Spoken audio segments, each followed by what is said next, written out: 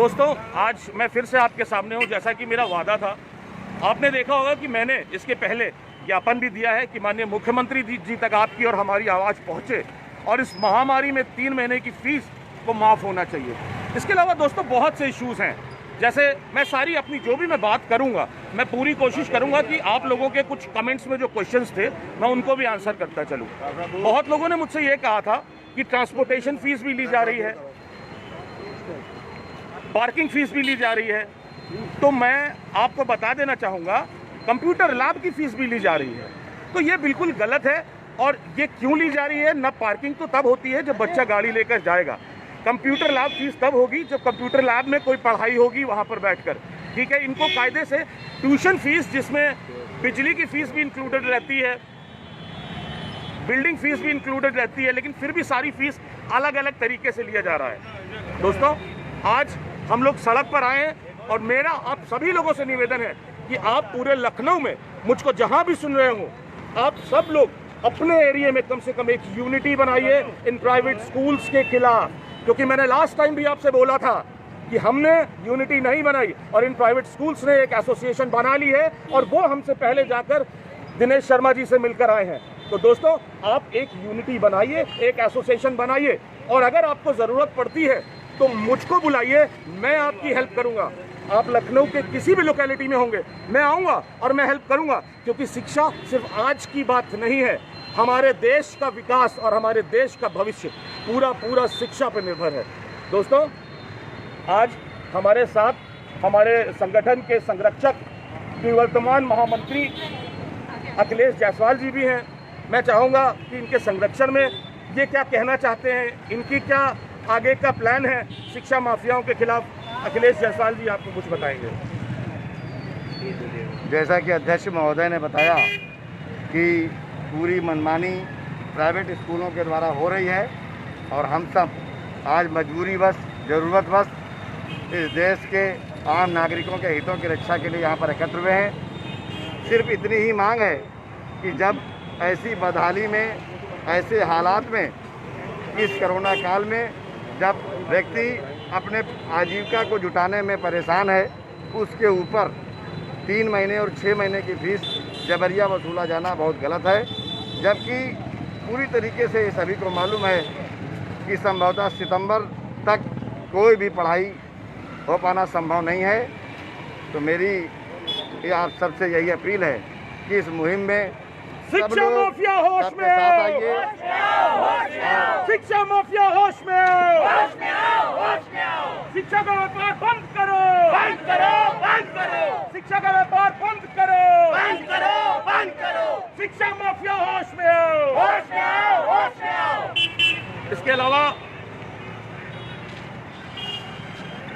शिक्षा का व्यापार बंद करो, बंद करो, बंद करो, शिक्षा माफिया होश में आओ, होश में आओ, होश में आओ। दोस्तों, इसके अलावा मैं आज ये भी कहना चाहूंगा कि जब हमारी जरूरतों की बात आती है,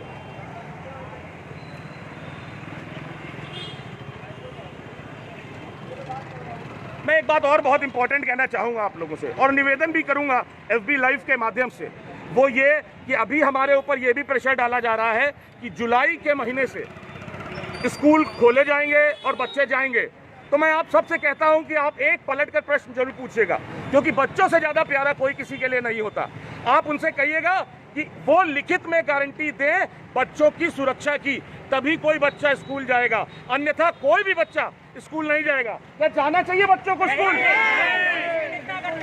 आप देख रहे हैं इस दौरान महामारी फैली हुई है चारों तरफ। एक बात और मैं आपसे कहना चाहूँगा, आज देश को ज़रूरत है असल मुद्दों की, शिक्षा की, चिकित्सा की, सड़क की, सीवर की। गलती हम क्या करते हैं? आप एक बात बताइए, आपके किसी जनप्रतिनिधि ने एक बार भी पता किया कि आपकी समस्या क्या है, आपकी प्रॉब्लम क्या है, या आप उनके पास गए अपनी समस्या बताने? आप इसलिए नहीं गए क्योंकि आपको पूरा विश्वास है कि आपके जनप्रतिनिधि आपकी बात नहीं सुनेंगे, इसलिए आप नहीं गए। क्योंकि हम जब नेता चुनते हैं किसी भी पार्टी का, तो हम बात अपनी नहीं कर पाते, हम बात उनकी सुन पाते हैं।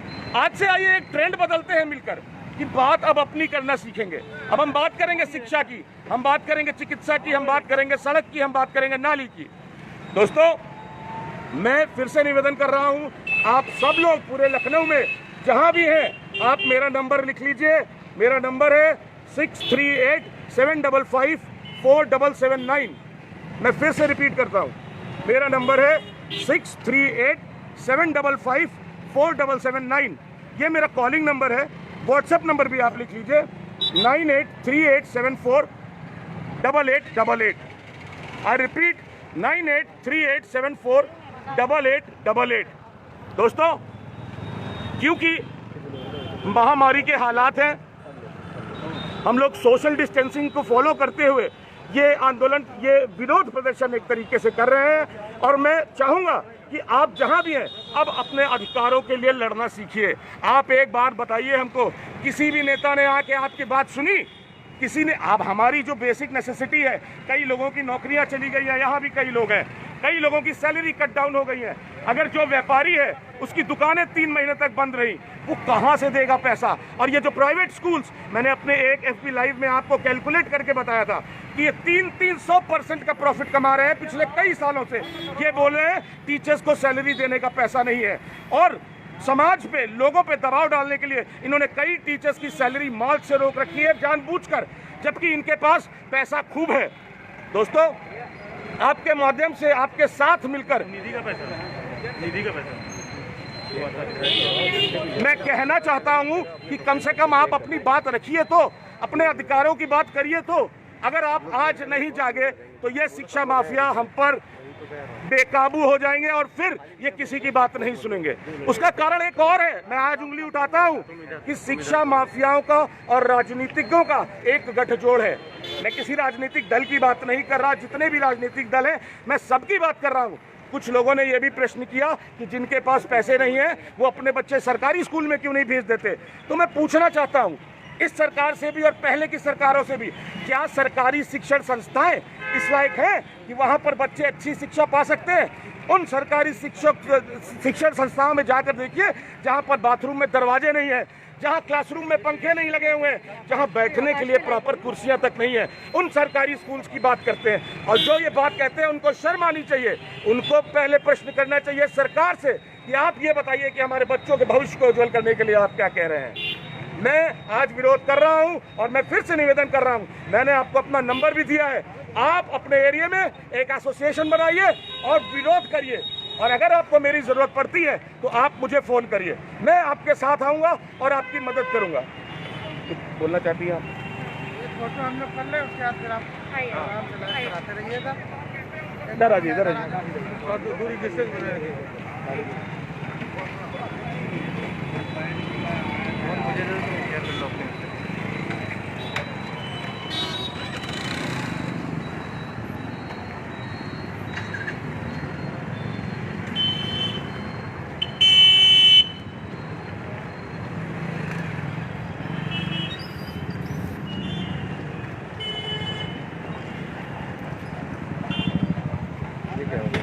ये क्या हो गया? यूज अनदर क्या हुआ?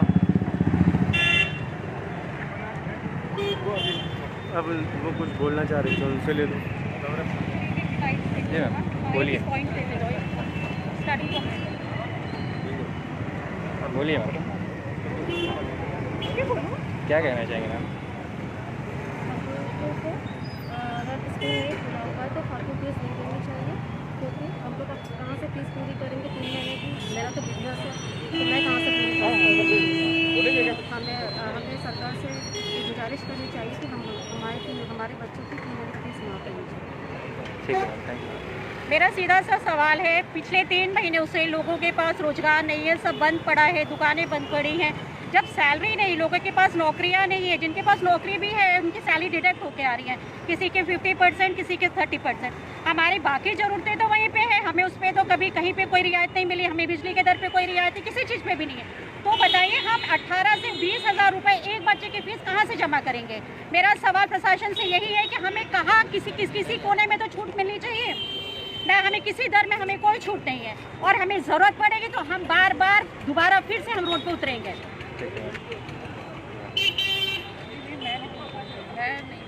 हाँ जी भैया बताइए। अभी आकाश जी ने बताया है बात कि शिक्षा के इस व्यवसाय में 300% प्रॉफिट मार्जिन है।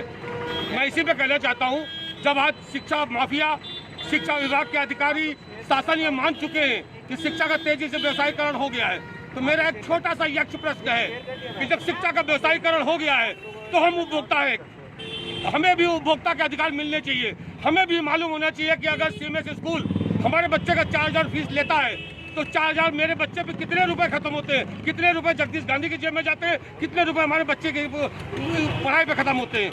अगर वो शिक्षा का व्यवसायीकरण हो गया तो हम उपभोक्ता है, हमें भी शासन के अनुसार उपभोक्ता के जो अधिकार मिलते हैं वो मिलने चाहिए। भैया नमस्कार, मैं डॉक्टर देवेंद्र। मैं बहुत ज़्यादा तो नहीं बोलूँगा, पर हृदय से मैं आकाश जी का धन्यवाद करना चाहता हूँ। ये अपने बच्चों को बहुत अच्छा पढ़ा सकते हैं, पर ये सबके बच्चों के बारे में सोच रहे हैं और वो दूसरों के लिए कर रहे हैं। इनके अभूतपूर्व कार्यों के लिए इनको धन्यवाद कहता हूँ। और मैं एक बात और कहना चाहता हूँ, मेरा 3 महीने का किराया इन्होंने बिल्कुल मुझसे नहीं लिया और बहुत शांति के तौर पे मुझे अभी तक मेरे पास चाबी है और सामान मेरा अंदर रखा हुआ, मैं खाली नहीं किया।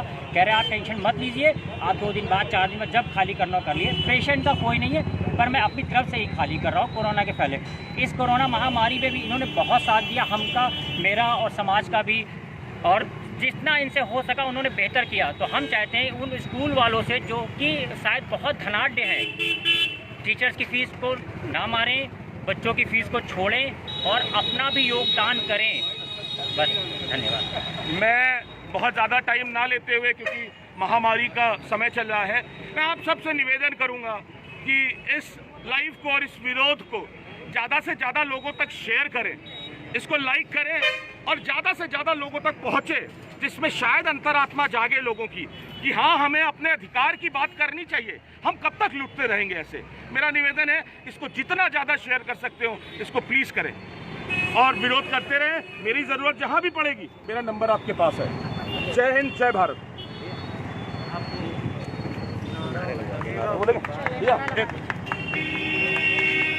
मैं हिमांशु दुबे आकाश भैया के माध्यम से कहना चाहता हूँ, हम अभिभावकों ने हमेशा शुरू से बिना लेट पेमेंट के हुए टाइमली फ़ीस जमा की।